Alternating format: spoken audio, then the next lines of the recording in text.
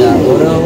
Okay. So, dito tayo sa isang MRT station dito sa Singapore. Kita nyo, napakalinis at napaka-organisado ng lahat. No? Yung Pilipinas sana kayang gawin to, masigit pa, hindi lang talaga kinurakot ng mga politiko sa atin, ng mga pondo ng bayan throughout the years. No? So, pag-asa pa yan, basta kikilos ang tao sa isang awareness na talagang may pagmamahal at malasakit sa bayan. Nakita nyo, automated yung mga exit at entry point dito. Pwede kayong gumamit ng card, tsaka pwede kayong bumili din ng transportation card.